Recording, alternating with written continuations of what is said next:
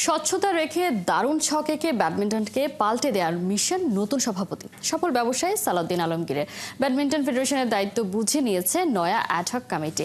আগের কমিটি ভেঙে ad hoc committee গঠন করে দিয়েছে জাতীয় ক্রীড়া পরিষদ। সভাপতির দায়িত্ব পেয়েছেন একসময় ব্যাডমিন্টন খেলা বর্তমানে লাবিব গ্রুপের স্বত্বাধিকারী সালাউদ্দিন আলমগীর। সাধারণ সম্পাদকের ভূমিকায় আছেন সাবেক খেলোয়াড় রাসেল কবির সুমন। অ্যাডহক কমিটির সবাইকে নিয়ে মঙ্গলবার প্রথমবারের মতো সভা করেন ব্যাডমিন্টনের নয়া প্রেসিডেন্ট।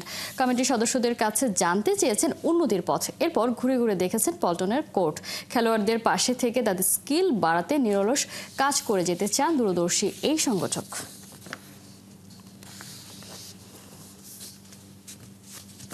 ব্যাডমিন্টন নিজে একসময় হালকা খেলতাম এবং বর্তমান যে উনি একসময় চ্যাম্পিয়ন ছিলেন ওনার সাথে আমি খেলেছি।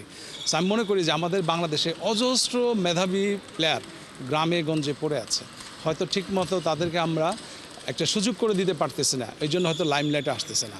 তা আমি মনে করি যে বাংলাদেশের প্রত্যেকটা কর্নারে কর্নারে আমরা ভালো প্লেয়ার সার্চ করব, আমরা বিদেশি ট্রেনার আনবো এবং এগুলো আমাদের অর্থায়নে করবো, আমরা কারো কাছে ভিক্ষাবৃত্তি করব না। এবং এগুলো করে আমরা বিশ্বের দরবারে যদি আমাদের বাংলাদেশ থেকে কখনো চ্যাম্পিয়ন করতে পারি এই খেলার মাধ্যমে। বিভিন্ন ফেডারেশনের স্বচ্ছতা নিয়ে কোশ্চেন থাকে।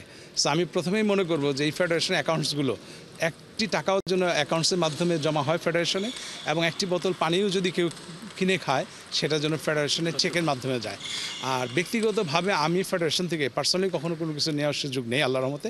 প্লাস আপনারা জানেন আমি ব্যাংকের সাথে জড়িত, সো আমরা চেষ্টা করব ব্যাংক থেকে সাপোর্ট করার জন্য। আমি একটা লাবিব গ্রুপে আমাদের প্রতিষ্ঠান, সেখান থেকে সাপোর্ট করব।